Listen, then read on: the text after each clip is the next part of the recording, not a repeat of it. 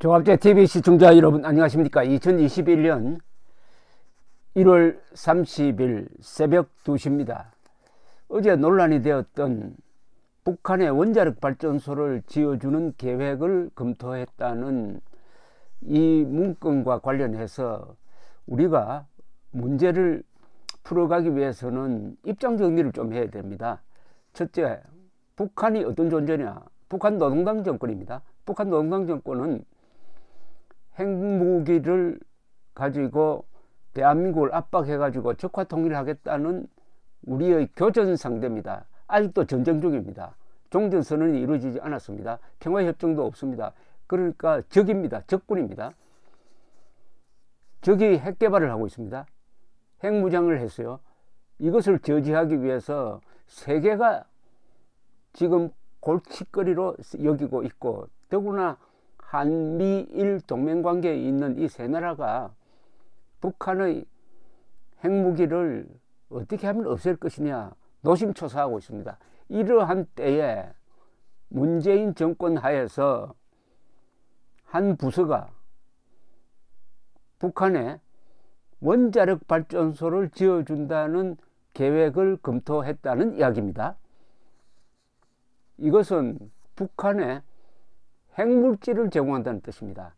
원자력 발전소를 지으면 거기에 우라늄이 들어갑니다. 우라늄을 재처리하면 플루토늄이 나옵니다. 플루토늄은 핵무기를 만듭니다. 그리고 원자력 발전소를 가동하는 데 필요한 기술을 제공한다는 이야기입니다.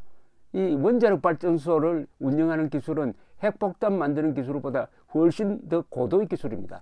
따라서 이거를 북한이 받아가지고 핵물질과 핵기술을 받아가지고 원자폭탄 더 많이 만들고 더 소형화할 수 있도록 하는데 도움을 주겠다는 뜻으로밖에 해석할 수 없습니다. 이건 뭡니까? 이것은 반역자가 하는 거죠. 이 자체가 이적행위입니다. 이적. 교전 중인 적군을 돕겠다는 뜻이 없으면은 이런 어마어마한 흉계를 꾸밀 수가 없습니다. 그러니까 적군에게 핵물질과 핵기술을 제공하겠다는 게 원자력 발전소 지어주겠다는 말과 똑같습니다. 이런 발상을 했다는 것 자체가 이게 대역죄입니다. 대역죄. 핵간첩이라고 불러도 되죠. 핵간첩이나 할 짓을 했다는 겁니다. 참고로 말이죠. 미국에서 로젠버그 부부입니다. 부부가 소련에 핵 관련 정보를 제공해서 1950년대에 붙들려 가지고 두 사람이 사형 선고를 받았어요.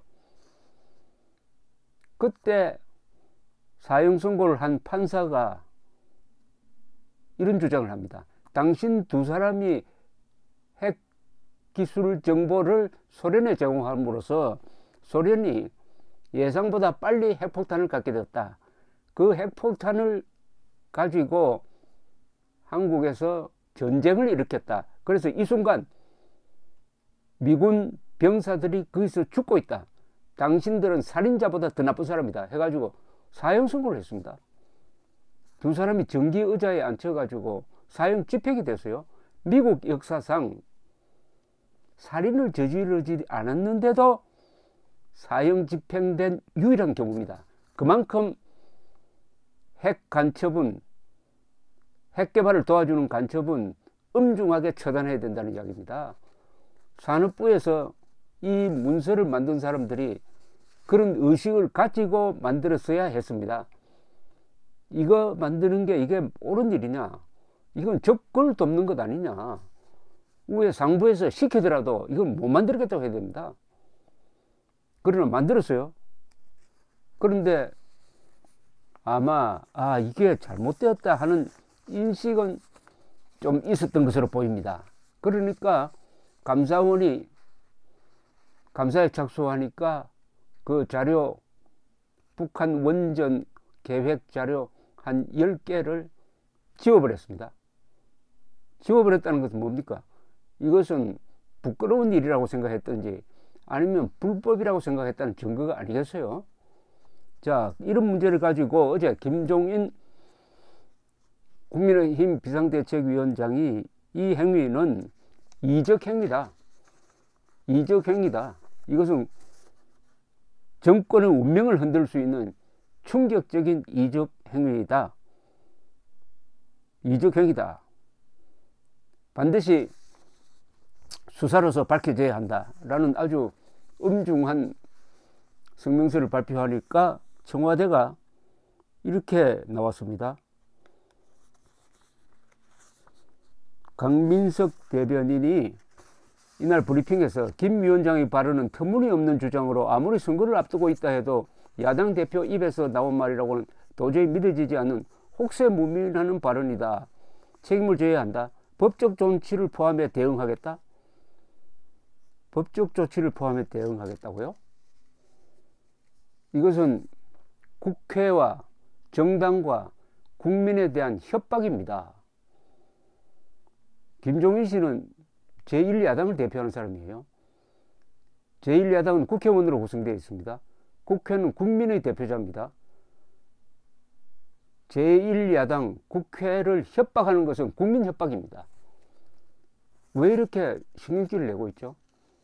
사실이 이런 것이다 해가지고 설명을 해야 될 의무가 있는 것 아닙니까? 국민들은 얼마나 충격으로 받아들여지겠습니까? 더구나 문재인 대통령이 그 시절 이것을 만들었을 때가 2018년 5월인데 그 무렵 원자력 발전소를 폐쇄해가는 수술을 밟을 때 아닙니까? 그런데 북한의 원자력 발전소를 지어준다? 첫째, 이적 혐의가 있을 뿐만 아니라 이것은 일종의 사기죠. 한국에서 원자력 발전소 더 안 짓겠다는 제일 중요한 이유가 안전에 문제가 있다는 겁니다. 물론 그 정보는 엉터리죠. 대한민국의 원자력 발전은 세계에서 가장 안전하고 효율적인데 한 번도 방사능 유출 사고가 없었고 한 번도 원전 사고로 죽은 사람이 없습니다.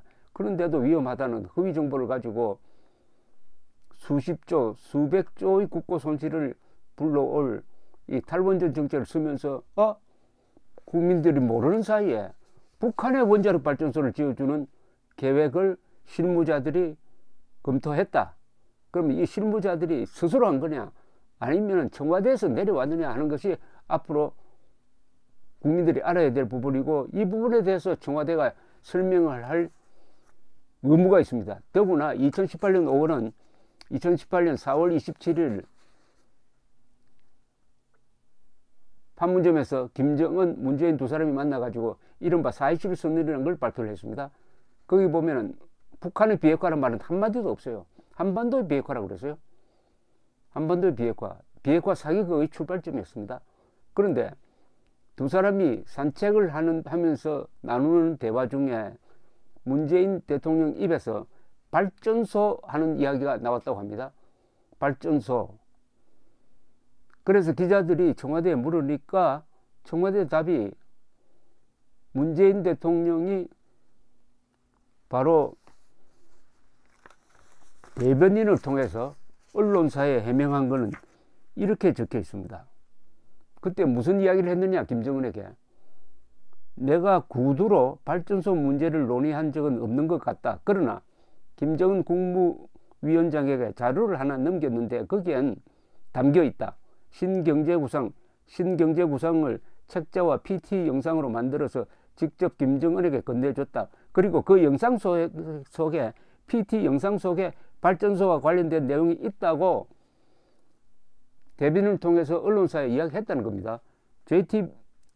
중앙일보가 오늘 이 내용을 그냥 보도를 했어요.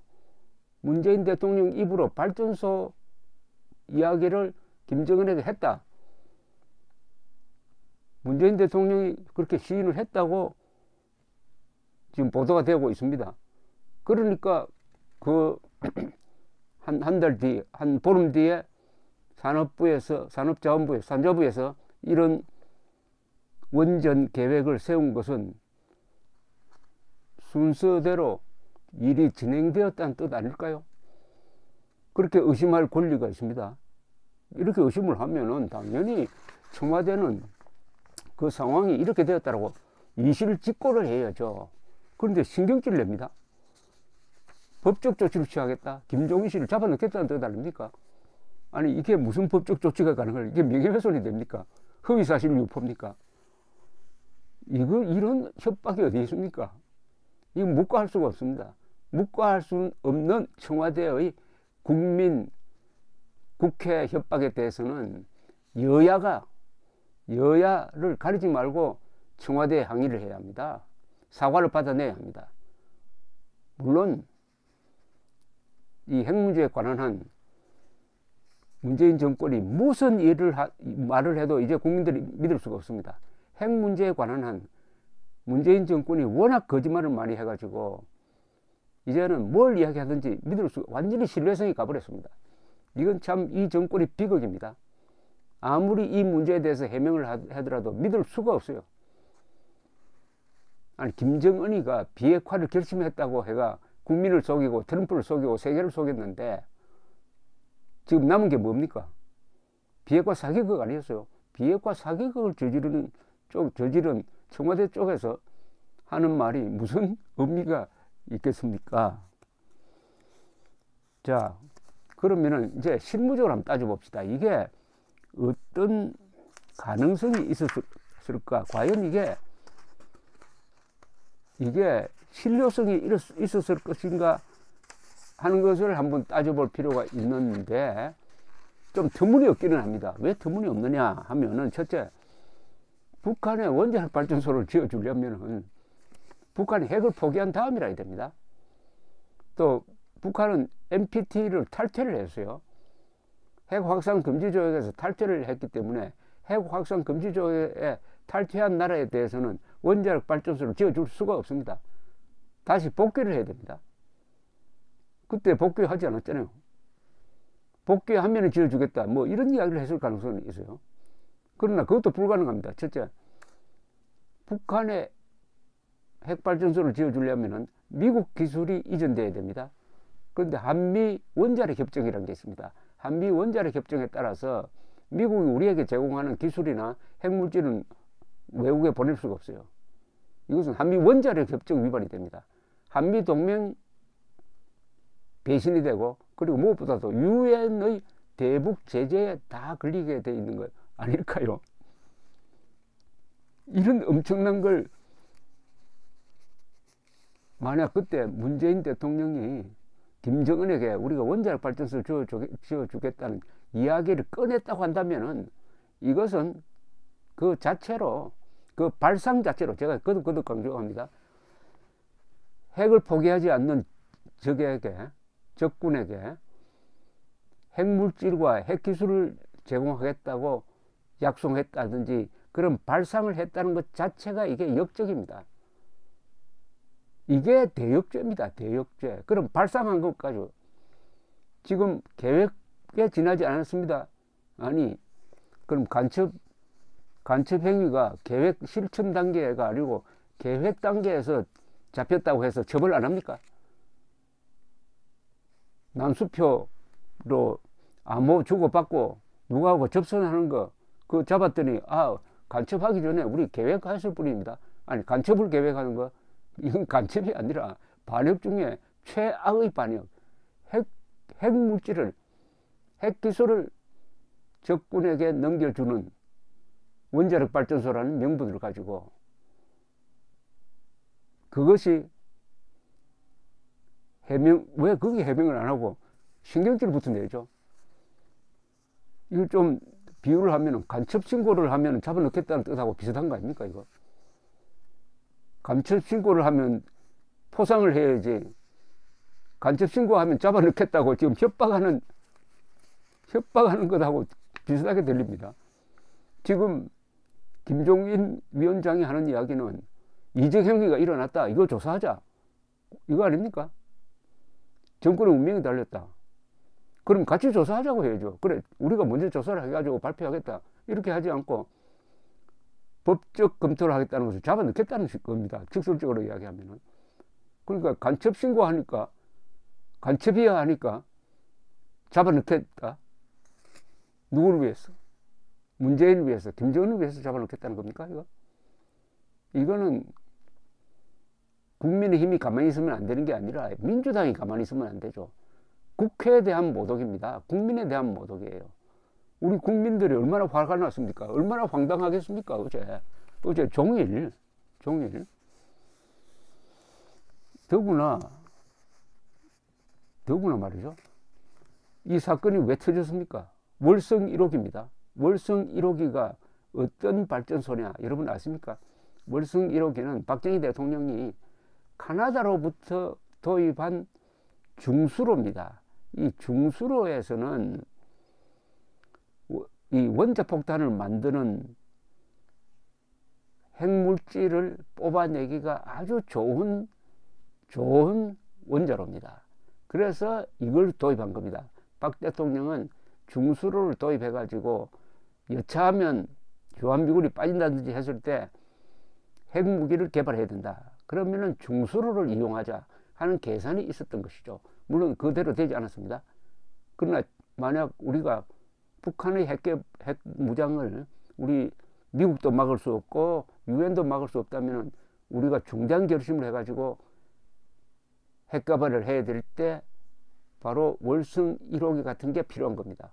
그런데 그 월성 1호기를 문재인 정권이 왜 이렇게 악착같이 없애려고 했느냐? 수명 연장을 위해서 약 1조를 들여가지고 잘 수리했는데 경제성 평가를 조작을 해가지고 월성 1호기를 조기에 문 닫게 한 게 이번에 감사원에 걸린 것 아닙니까? 왜 이렇게 했겠어요? 바로 이것도 김정은을 돕기 위해서 우리가 핵 개발할 수 있는 수단을 없애버리고 김정은을 돕기 위해서 했다고 의심하는 수밖에 없습니까? 그래 놓고 북한이 핵 개발하고 있는 북한에 원전을 지어줘 가지고 북한이 더 많은 핵물질을 갖도록 해주었다. 이 이상의 이적 행위가, 이 이상의 반역이 있습니까? 문제는 앞으로 이 반역이 어떻게 일어났는지, 이 반역적 발상이 어떻게 이루어졌는지를 캐내야 합니다. 아니, 근데 그 자료에 보면은 구체적이 나와요. 1990년대 94, 95, 96, 97, 98 이 연도에 북한에 우리가 지어주는 경수로, 그 경수로에 관계됐던 사람들 명단을 추린다든지 해가지고 상당히 사람들을 모았던 흔적이 나옵니다. 그 없앤 문서의 제목을 보면은 경수로 검토를 많이 한 걸 보면은 반드시 북한에 문제를 지어주겠다는 방향을 설정하고 사람들을 모으고 자료를 모았던 흔적이 있습니다. 이것이 산자부의 과장이나 이런 사람들이 스스로 했겠어요? 아니면은 청와대의 지시를 받아서 했습니까? 아니면 국정원과 협조해서 했습니까? 누가 발상을 했든 이건 반드시 처벌해야 됩니다. 거듭 이야기하지만은 적에게 핵 관련 정보와 핵 관련 기술, 핵물질을 주는 것만큼 더 큰 반역은 없습니다. 미국에서 사형 집행됐다고 그러잖아요. 살인을 저지르지 않아도 살인범보다 더 엄중히 처벌할 수 있는 게 핵간첩이죠.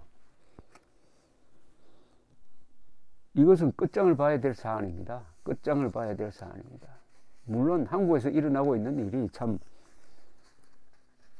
엄청난 일이 일어나고 있죠. 누구는 제2의 대북 송금 사건이라고 그럽니다. 즉 2000년이죠. 2000년 6월 김대중 대통령이 김정일 만나러 가기 전에 이미 합의한 데 따라 박지원 씨가 앞장서서 북한과 합의한 데 따라 4억 5천만 달러 현금을 김정일의 해외 비자금 계좌 등으로 보내주는 불법 행위를 했습니다. 그때 임동원 원장의 국가정보원이 해외에 있는 김정일 비자금 계좌로 돈을 보내주는 심부름 역할을 했어요. 임동원, 박지원 두 사람 다 그 사건으로 연루되어서 구속되었습니다. 이런 반역이 어디 있습니까? 핵 개발하고 있는데 4억 5천만 달러를 주면 그게 핵 개발 자금으로 안 들어갑니까? 그런데 그 사건의 주역 중에 한 사람인 박지원 씨가 지금 국가정보원장입니다. 이런 정권이 핵 문제에 대해서 해명하는 거 믿을 수가 있습니까? 없습니다. 그럼 어떻게 해야 되느냐? 국민들이 들고 일어나는 수밖에 없어요. 이런 반역이 지금 벌어지고 있는데 이 반역을 조사를 하자고 하니까 잡아넣겠다고 나오는 청와대입니다. 우리 국민이 국민 저항권을 행사해가지고 이 자유를 지켜라는 선동을 하고 있는 겁니다. 국민을 선동하고 있는 거예요. 이래도 국민들이 안 일어나겠느냐? 어쨌든 청와대의 묵과할 수 없는 국회와 국민에 대한 이 협박에 대해서 우리 국회와 국민이 손을 잡고 정면 대응해야 된다고 저는 생각합니다. 감사합니다.